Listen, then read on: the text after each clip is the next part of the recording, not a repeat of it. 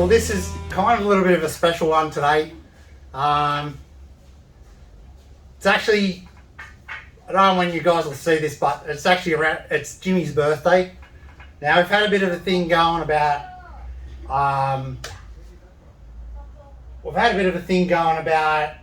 getting the 1-tonner fired up for his birthday.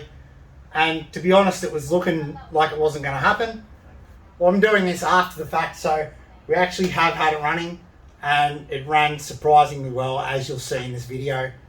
So, also you'll see from the thumbnail that, Jimmy got himself a bit of a birthday present. It's been here for a few weeks, but he's been waiting for him for a while. They took a lot of effort in designing, but Jimmy got the wheels that he wanted for the car. So you're going to see all that in this video.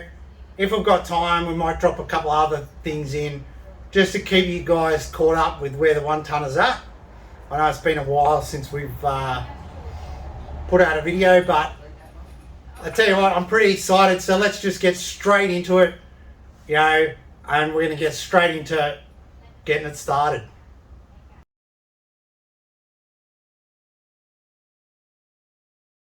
So I don't know if you want to, I don't know, what are they?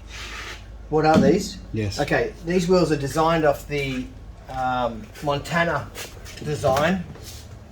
Slightly different. I had them built in 18s. I think the ones that I looked at were 22s. They were just too big. But we had the guys at Showster Wheels cut them up for us. They're 3-piece rims. And the design, as I said, was off of Montana. We just changed it slightly. We took a bit of the height off the peak. We put some more concave in the actual spokes as well, and it was a good probably 6-month process. 6-8 months, yeah. It was probably about 8 months, in fact. But they finally got really happy with them, and they fit perfect on the back. They're like 2 fingers from the chassis, or maybe a finger and a half from the chassis. Yeah. So the back space like really tight to the leaf spring. We've got some of the pictures of the design of it, so we can put them up and show you just sort of the renders and all the pictures and the cuttings. What Jimmy had to go through to get a wheel that he liked. And trust me, for Jimmy to find a wheel that he likes is a serious process. Took a little while, didn't it? Back and forth with Marty from Showster Wheels about 100 times. Yeah. But he was quite happy to do it, and he was really good with the ideas that I had, and it's actually turned out exactly what I wanted. So what size have we got? They are 18 by 12s. Yeah. There's a 355/30 18 tyre on it. The front ones are 7 by 18, 7, 8 by 18s. I'm not sure what the backspace on the front basically the same centre, just with different rims, obviously. Yeah, no dish. I actually thought there'd be no dish, but there's a slight one there. But yeah. Really, it's all about these rear wheels, to be honest. And the sound of that engine. Yeah. Wow. So these, I guess, really, these sort of came at around about a birthday present to Jimmy from himself. Yes. And we've been working at it for a while, sort of working on the wiring, and wanted it done by today. Yeah, and look, it almost didn't happen, but what is it? It's Jimmy, 6 o'clock. Yeah. So we got it done today because we've just finished. Yeah. Really so happy. Jimmy sort of. All right, let's jump in and go for a drive. Well, that'll probably be the next step. The tray's getting built at the moment from Chunk Design at Heathcote. That'll be done. They think it'll be done in the next 3 weeks, so we'll probably have the tray on the back in 3 weeks, and then it'll go to Craig's workshop, G&S panel beaters. Yep. At Heathcote, and they'll spray the rear tray. Then it goes back down to Chris for a final buff on the car down at Innovative. So not too far now. Yep. Don't think we'll make summer nats, but no, we might make summer.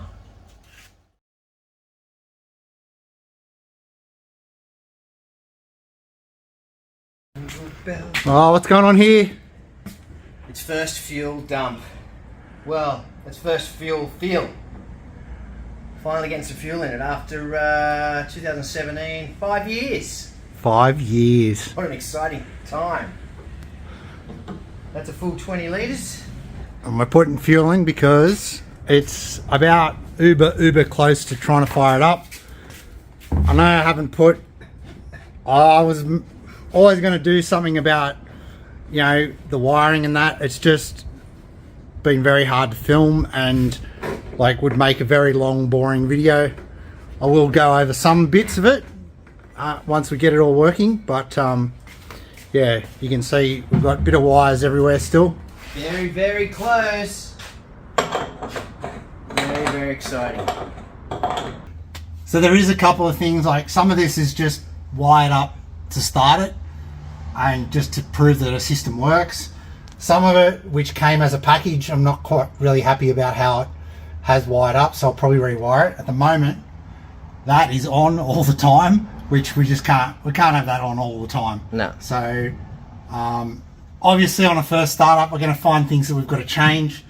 We're going to find things that we're happy with or whatever. But at the moment, we've pretty much got the fuel pump working in the back. The fans, if it's running long enough, they may come on. We can switch one of them on with a switch to test it. The water pump and the ignition, that kind of thing. So I guess we'll just start testing a couple of things and away we go. That will obviously crank with no ignition. So it should be ignition on.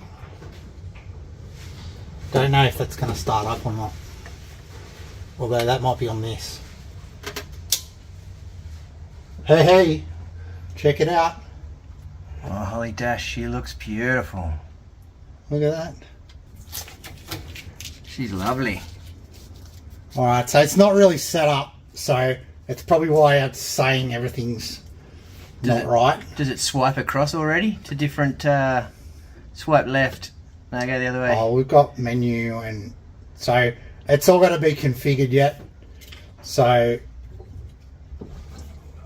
now that should be accessory ignition.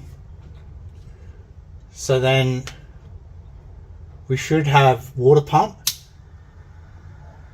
Yep, I can hear I can hear the water pump. So with the water pump on, that will allow us to turn the fuel pump on. I can hear fuel pump as well. Yep, fuel pump's on. And we should be able to turn on one stage of the fan. Yep, I can hear one stage fan. So far we are rocking. So far so good. So, yeah.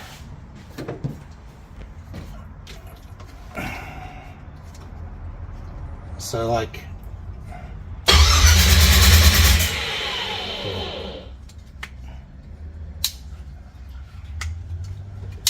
there's fuel pump, I can hear it. Let's just check to see if we've got any leaks from anywhere.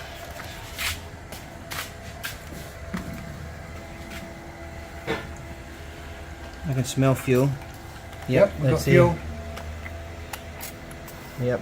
Got fuel. All right. I can hear water pump going. Water's churning. Pump is pumping. Water's watering. All right. So I think we're just gonna go for it, eh? Send it. I think, yep. Put that sparky lead on. Where is it? Over there. Go through the firewall. Down to the fingers. End of the coil up there. Okay. I'm not sure if we have to do any kind of program for the MSD. Yeah. I'm not sure either. But Can't remember, but if we do, we've got it hooked up to the computer. Plug the wire in and we've got the disc, so. Alright, let me get up here and see how we go. Ignition, water, fuel, dash.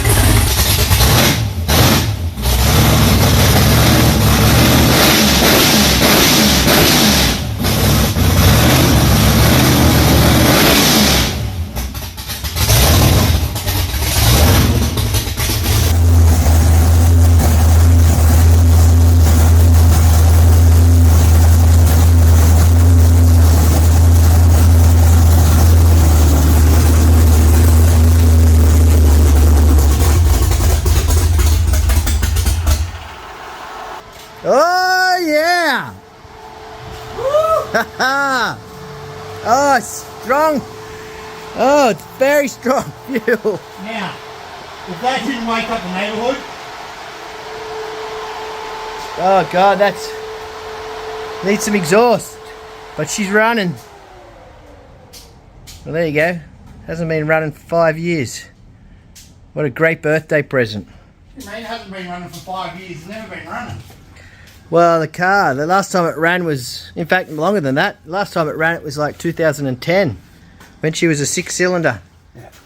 So like I was saying, a lot of the things, they're just sort of sitting in here at the moment. As you can see, like, the harness isn't, like, harnessed together, like, as one. Things like the plug to the rear of the car isn't attached yet. We're still working those things out.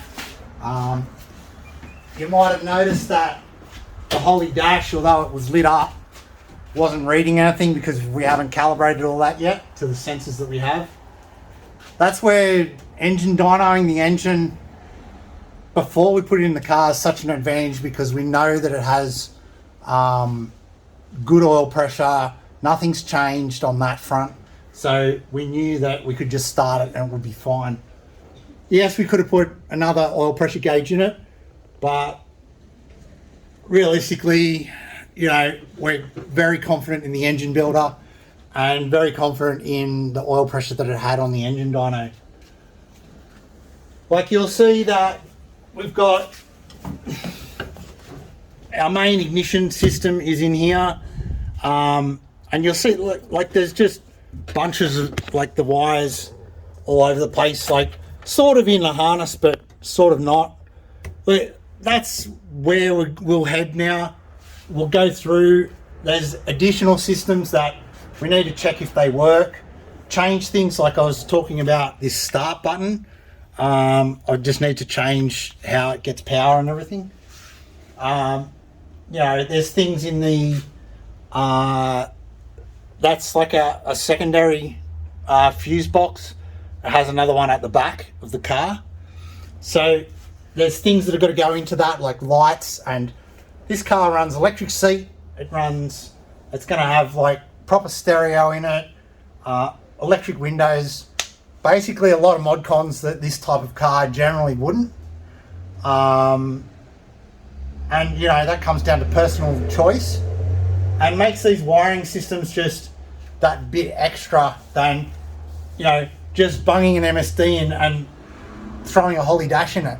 You know, there's a lot of extra stuff that we've got to think about. So that's where we'll be at. I'm going to try and video some of it.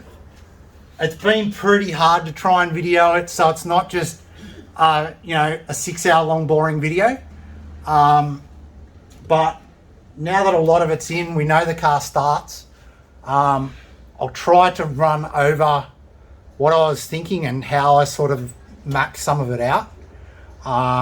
There's a lot of writing down information and drawing partial wiring diagrams and stuff like that. And you got to remember, this car, the only made up harnesses was the Holly, which is semi made up, and the MSD, which is semi made up as well. You know, so other than that, all the rest of it is basically customed. Yep. So that's where we'll be going from here on the 1-tonner. So I don't know.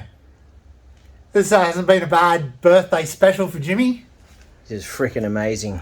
You know, it almost didn't happen, but it did. In the end, it fired up way easier than I thought. So I don't know. If you want to see more on the 1-tonner and you want to see Jimmy actually driving it, subscribe to the channel, drop us a like. This thing's a bit of a noise machine. I can't see us getting this quiet at all. So, you know, if you want to see it on the road and driving around, and like you want to see us get out there and do events, like we're hoping to do roll racing in the Commodore still. That's just, we've had a few bugs to iron out in the Commodore before we do that. Yeah, if you want to see all that, I'll catch you up next time on Next Gen Revamp.